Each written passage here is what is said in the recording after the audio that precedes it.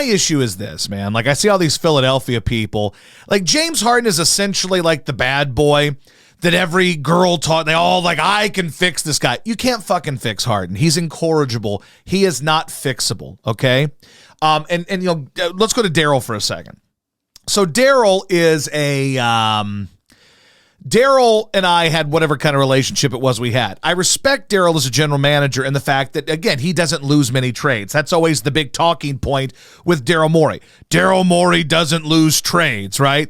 But Daryl Morey also doesn't win championships. He never has. They came close one time, and if Chris Paul doesn't get hurt, maybe they win it. They probably at least go, but Daryl also doesn't win. So I don't blame Daryl for making this move because you had to make the move. You certainly weren't going to win with the guys you had, so you make a move for Harden, you give yourself a chance, and everybody gets hyped up, and Philadelphia's all jacked up. But if we're being real about what the 76ers are and what Harden is, let's start with Harden. Harden is a guy that doesn't win championships and quits in playoff series. That's who Harden is. Harden is a guy who is not passionate about winning, and Harden is a guy who's not passionate about being a rock star number one. I depend on you to be the guy. That's not who James Harden is. James Harden wants to go to the strip clubs, fuck hoes, throw money in the air, score some buckets. I don't believe James Harden gives a shit about winning championships.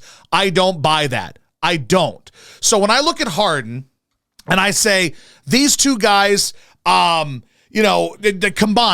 they're a total odd couple because Embiid does give a shit about winning. Embiid sobbed after that playoff loss, and yes, we made fun of him, but that dude sobbed. He leaves it out there. He's passionate about winning. That's who he is. Embiid wants to win. James Harden does not care about winning championships, and you can't convince me he does. So I don't think they're going to get along.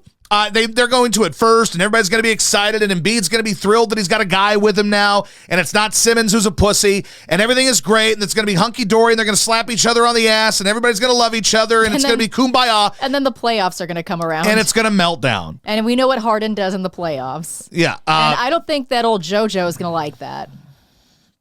I don't think so either. He's going to yell at him. It's going to be a whole big thing. It's not going to be good. And all these Philly yahoos are all excited today, singing the 76ers song. They're thrilled. They don't know Harden because Philadelphia doesn't know dick about anything that happens anywhere outside of Philadelphia. Oh, yeah. They don't know. I've seen multiple people so excited. One of them's like, this is the most dynamic duo. This is the best duo in the NBA. Like, Harden's probably had that label 100 times, and guess what? He's never a part of the best duo because he drops the ball. Yeah, he doesn't give a shit. He's now had multiple great players that he could have been the best duo with or the best threesome with, and he doesn't do dick. He doesn't. He didn't get along with Chris Paul because Chris Paul is passionate about winning and James Harden is not, and that's why they didn't get along. Just like Joel Embiid. Paul and Harden did not get along because Chris Paul is almost psycho about winning, and James Harden is not. There was the story where, and Harden told the story in a press conference that Chris Paul is up, late watching a random game. He calls him, he says, hey man, you watching this Knicks-Celtics game?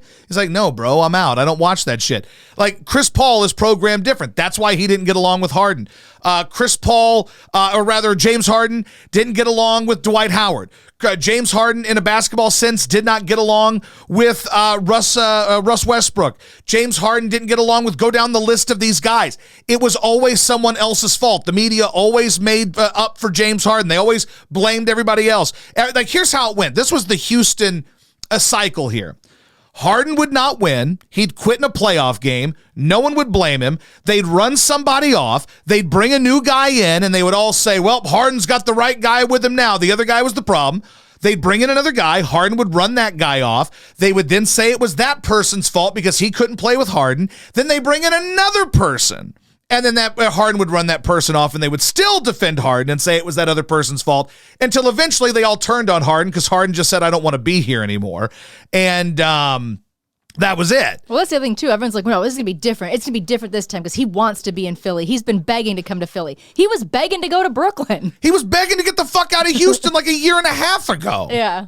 So I don't know. By the way, and then we forget, now this was early Harden before he became the man. He played with Westbrook and Durant in Oklahoma City and didn't win shit and got the fuck out and went to be a star in Houston.